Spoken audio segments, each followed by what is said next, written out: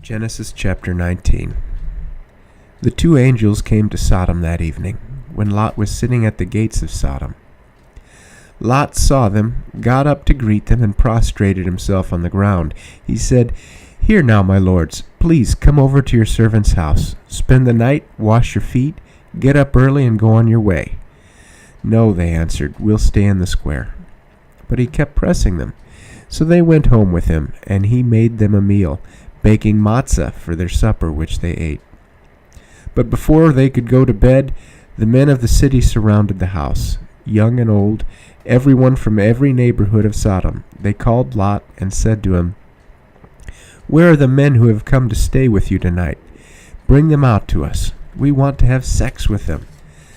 Lot went out to them and stood in the doorway, closing the door behind him, and said, "Please, my brothers, don't do such a wicked thing. Look here, I have 2 daughters who are virgins. Please, let me bring them out to you, and you can do with them what seems good to you. But don't do anything to these men, since they are guests in my house." "Stand back," they replied. "This guy came to live here, and now he's decided to play judge. For that, we'll deal worse with you than with them." Then they crowded in on Lot in order to get close enough to break down the door. But the men inside reached out their hands, brought Lot into the house with them, and shut the door. Then they struck the men at the door of the house with blindness, both small and great, so that they couldn't find the doorway. The men said to Lot, "Do you have any people here beside yourself? Whomever you have in the city, son-in-law, your sons, your daughters, bring them out of this place, because we're going to destroy it. Adonai has become aware of the great outcry against them, and Adonai has sent us to destroy it." Lot went out and spoke with his sons-in-law, who had married his daughters, and said, "Get up and leave this place, because Adonai is going to destroy the city." But his sons-in-law didn't take him seriously. When morning came, the angels told Lot to hurry. "Get up," they said, "and take your wife and your 2 daughters who are here, otherwise you will be swept away in the punishment of the city." But he dallied, so the men took hold of his hand, his wife's hand, and the hands of his 2 daughters. Adonai was being merciful to him, and led him, leaving them outside the city. When they had brought them out, he said, "Flee for your life! Don't look behind you, and don't stop anywhere in the plain, but escape to the hills. Otherwise you will be swept away." Lot said to them, "Please, no, my lord.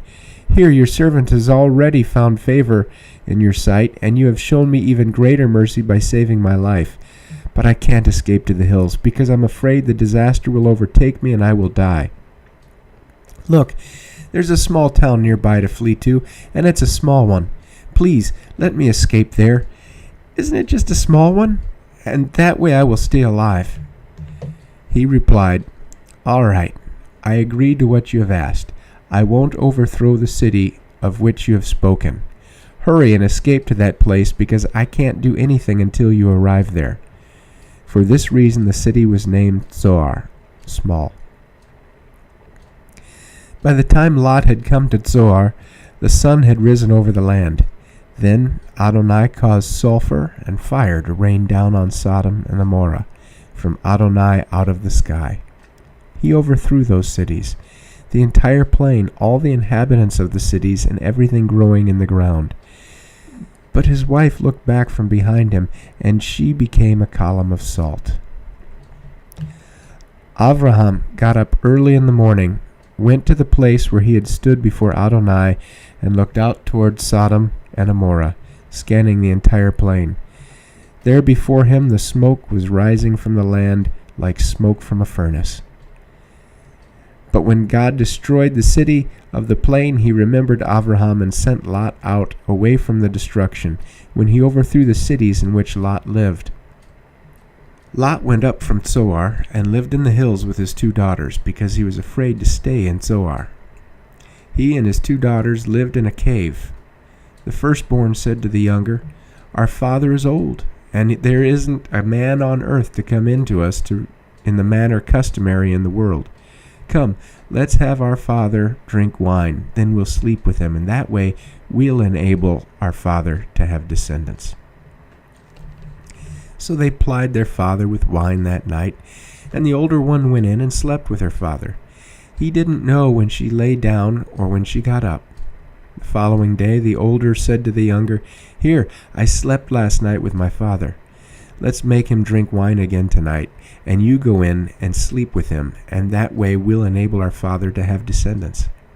They plied their father with wine that night also, and the younger one got up and slept with him, and he didn't know when she lay down or when she got up. Thus, both daughters of Lot became pregnant by their father.